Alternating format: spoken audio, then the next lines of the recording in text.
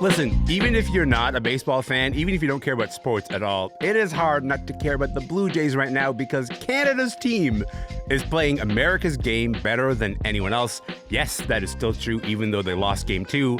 Their win against the LA Dodgers on the opening night of the World Series was still one of the best in Jays history. Addison Barger has connected on a grand slam to break open Game 1 and start this place shaking. I'll tell you this, I'm not even a baseball person, and I have that Brad Pitt quote from Moneyball where you go, how can you not be romantic about baseball? My name is Elamin Abdelmahmoud, and this is Commotion, and today we are talking about why this year's World Series is about so much more than baseball. Sadaf Ahsan is here, Shireen Ahmed is here. Hello to both of you. Hello. Morning. Nice to have you here. Sadaf, I'm going to start with you, pal. How Sure. are you feeling heading into tonight's game in LA? I'm excited. I'm nervous. I feel like I'm on the verge of a stroke, but that's natural. That's how this goes. Great. You know what that is? That's called fandom, baby. Exactly. That's being a sports fan on Earth. Shireen, what about you? How are you feeling? I'm excited. As an official bandwagoner, I want to support Sadaf emotionally.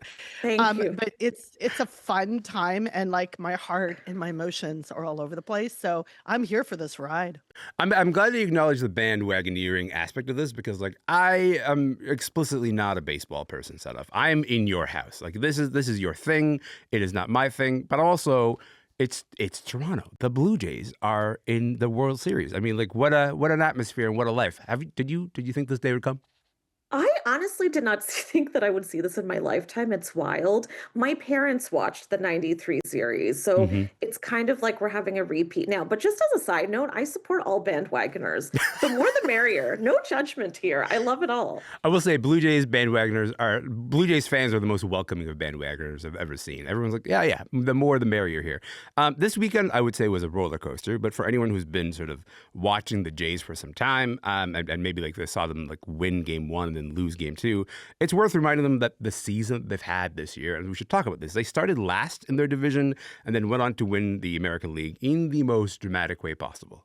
I'm just so happy for everybody here, our fans, our city, our country. This is for them. That's George Springer. He just said our country. Sadaf, he doesn't even go here. He's here on a work visa. I think like there is something kind of beautiful about hearing American players who play for the Blue Jays, really at this point, not just the Toronto Blue Jays, but Canada's Blue Jays, talking about, our country. Kevin Gossman talked about being one team for the whole country. So many of the players have echoed this. Has something changed this year where the players have kind of maybe adopted Canada as their nation? I mean, first of all, did I cry at that moment? Yes, I did. I cry at baseball all the time. Yes. Yeah, I mean, listen, we're the only team in the MLB that's in Canada. So we are like Canada's team. We're representative. Plus, I think it's a very global team. It's very diverse. These boys are from all over. That corny blazer they put on whenever they have a big play with all the names of their countries on the back, that just tells you how exciting it is and how much they appreciate it. Plus, I think the Blue Jays have always mirrored Canada's underdog mentality. They even have it now, having made it all the way to the World Series. And I think just generally, if we zoom out a little bit, the Canada versus US rivalry always asserts us as this is us. This is going to be all of us together versus them. And that's been alive in sports for ages. I know Shireen probably knows that very well. Oh, Shireen, before I get there, I just want to play you this clip. Here's Jays starting pitcher Trey Savage speaking ahead of Game 1. Trey, approximately 8 million Canadians watched Game 7 of the previous series, so that would compute to about 1/5 of the entire country. Have you had a chance to digest the impact that you and your teammates are having on so many people? It's hard to see the entire impact just because we're kind of almost like sheltered here. But, I mean, I know we represent this entire country, and we're this country's team. So we want to go out there and do everything we can to make this country proud of us. So you heard the reporter that sort of mentioned there, the numbers to Trey Savage. There's clearly a financial incentive, I think, for Rogers, who own the Blue Jays, to sort of say, hey, this is Canada's team. So that the fan base is expanded beyond Toronto. You've seen the sort of record numbers in terms of number of people who watch games, in terms of the subscriptions to Sportsnet. They're like way up. The merch is flying off the roof. You're wearing a jersey right now as I speak to you. How much of this is a sort of a shrewd business position that players have kind of bought into? I think this is kind of one of those situations where it is absolutely an incredible move economically for Toronto, the amount of commerce that will come in, tourism, et cetera. However, you can't put a price on love. You can't put a price on commitment. I'm going to make Sadaf Sadaf cry is now. tearing up. Yeah, I can see that. Yeah. And although I might have started as a bandwagoner, but I might say, Sadaf, I was actually alive and in high school babysitting when they won 92. So I remember that You're a very, long very time well. fan. You've been around. I bandwagon in the World Series essentially, but there are people coast to coast. Let's remember who are diehard fans, whether they're in Newfoundland, whether they're in Halifax, whether they're in BC, Alberta, whatever. So this truly encompasses. So when we talk about the financial piece, I think it's important to remember that, yeah, Rogers is going to mint money. However, the most important storyline and through line for me with this is absolutely going to be the fandom and the collective unfettered joy of sports fans right now because of the Toronto Blue Jays. Also, what a cute little bird. For real. That's how you know you're bandwagoning. You're like, you know what? The thing on the jersey, I'm a fan of that too. So cute. I'm here for this.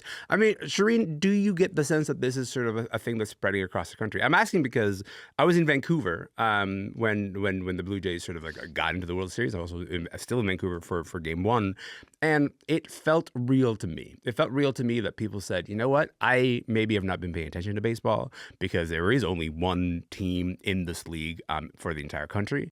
But now that we're here, this feels like it kind of represents us. That was my vantage point in Vancouver. Does that feel real to you? This kind of, feels like a national thing. Yeah, I was in Halifax and then PI when they were playing the Mariners. So absolutely. And then very more specifically, I live in the Toronto area. I'm in Cello Fresco, a very specific ethnic grocery store. I can't tell you how much merch I saw on customers in that store. So there's not even just an acceptance and allowance of bandwagoning. There's a beautiful acceptance and inclusion of fans coast to coast. Well, girl, there before you give each other like the nod, the Blue Jays nod. I saw a girl who had matched her hijab to her baseball cap underneath. And you know what? I'm here for that. You really are going to make Sadaf cry, by the way. That's right there. Honestly, it's also who doesn't look good in blue. I'm serious now. Like True. it is such the versatility of that, but not just even the merch. There's something that right now, particularly geopolitically speaking and globally speaking, we can all get on board for. And the undertones, the political undertones and the dialogues between the US and we know sport-wise, the US and Canada rivalries in sport are some of the most heated in the history of sport. Yeah. This can be one of them, but the way in which the Jays have gone forward with this, their fans have gone forward with this, is really beautiful. Like it's heartwarming. It really is. Like you can be romantic, why not, about baseball, but also about love in baseball. Well, you know what? Let's give Sadaf the opportunity to sort of explore that verge of tears emotions that are showing up on her face. Like, look, you hear the players sort of talk about the idea of like doing this for the fans, right? Like playing for Canada. And for you, that's not an abstract concept. You talked about how your parents sort of came and they were watching when since you were a little kid, they've been watching baseball. What did it mean to your parents to cheer for the Jays? Oh my gosh. I mean, it'll sound a little corny, but this is how much Shireen is right about it being about love. My parents migrated from Pakistan back in the 70s, the 80s, and they watched baseball as soon as they came over. And it was the way they found community genuinely and connected with people and felt like, okay, we're a part of this. We get it. And I remember my parents, I mean, they told me this. I don't personally remember, but they watched with my grandfather the 93 series. And it was such a big moment for them. They'll never forget it. And baseball was always on in the background. Like Buck Martinez partially raised me. That voice lulls me. It is my sweet heavenly plays. So, now when Islamophobia, I'm going to cut to it, is at a peak, it's really interesting that me and my siblings this generation later are watching all together with my parents now, and we feel so connected again and a part of the country again in this really beautiful way. I think that's really meaningful. It really unites people. I think it's beautiful. I think one of the delights of watching the Jays do this season, Shireen, has been that like we and by we I mean like the world has sort of inherited this idea that like baseball is America's game. Right? Like we've seen Field of Dreams, we've seen Angels in the Outfield. We've seen Moneyball, and specifically me, Moneyball, a lot of times. There is something about baseball that is kind of tied to the American identity. And so when you sort of see a Canadian team succeeding, you say, we're maybe stealing it from you. But how did baseball come to be known as America's game in the first place? So I actually really love this question because a colleague of mine at CBC Sports, Stephen Giddens, wrote a piece in 2017 about how actually all four major sports, including baseball, American football, baseball, and then ice hockey, were all actually have a huge connection to Canada. We're talking the bases, the concept of the design of the glove was actually created by a Canadian because he had broken his fingers. Like Foxy Mitchell had broken his fingers, so sewed a glove, which was later inspired by Spalding of Spalding Sporting Goods. And so the scoreboards, the bases, the gloves are created there. And if we look at historically baseball in itself, it's sort of like the smorgasbord, sorry, of like bringing cricket influences from UK, of bringing really different communities together to create this exercise in this game. And then how it exploded onto Latinx places and globally through the world, through Japan, is really fascinating. Now, the Americans are very good at saying things are theirs. They're very good at saying this is, I'm saying that very diplomatically. Famously, as a matter of fact, yes. Famously, Yeah. they like to say this is ours. Yeah. Now, that's a little bit of what happened, and it's not as American as apple pie and ice cream. And listen, can you really have apple pie without Macintosh apples? No, so that's a different tangent. However, the point is that they make it theirs. And I'm actually going to take a hot take. I'm not mad at that. And I think Canadians should push back and go, okay, you can have the American version. We'll have the global winning version. And, you know, with members, as Sadaf has already said, you've got Vladdy Guerrero Jr., who is literally this Canadian icon because of his actual connection to baseball through his father in the Expos. 3-year-old adorable. You know, Bo Bichette wore him on his T-shirt for Game 2. Like, there's such intrinsic ways. And I think it's time for Canada to be a little unapologetic. Instead of being sorry, be like, nah, this is our game. Like this is this version can be ours also. You see how I made that more polite? So I think there's ways in which America has and will continue to say this is ours. But the fact that Canada's challenging on such a visceral level is really interesting from a sports perspective. Sadaf, let me push this to you. How is this World Series sort of challenging this idea that baseball is America's game, quote unquote? I completely agree with Shireen. I mean, listen, there's a league in Japan. They're trying to build one in India. It's popular all over Asia. It's been that way for a while. I think maybe America invented it, but we might be able to perfect it. The world might be able to perfect it. And, you know, the Dodgers, even themselves, they broke the color record when they brought on Jackie Robinson. You know, even from back then, they've been changing the way that it looks. And dare I say, America taking possession of this whole game feels a little colonial. So I think it's best we push back a little anyway. So what you're telling me is the Blue Jays sort of advancing this World Series is subtly actually standing up against the advancing colonialism of America. Got it. That's correct. I think more people are going to get on board with the Jays now than they were before. Shireen, last question to you. I think Canada versus America is this sort of easy, you know, David versus Goliath storyline. But if you kind of look closely at the Dodgers, even they don't quite represent America. I guess I don't think so cleanly represent America. Otani, Yamamoto, but also you got players from the Dominican Republic, Venezuela, South Korea. Freddie Freeman is Canadian. Do the LA Dodgers represent something other than America's game, kind of maybe in their own way, do you think?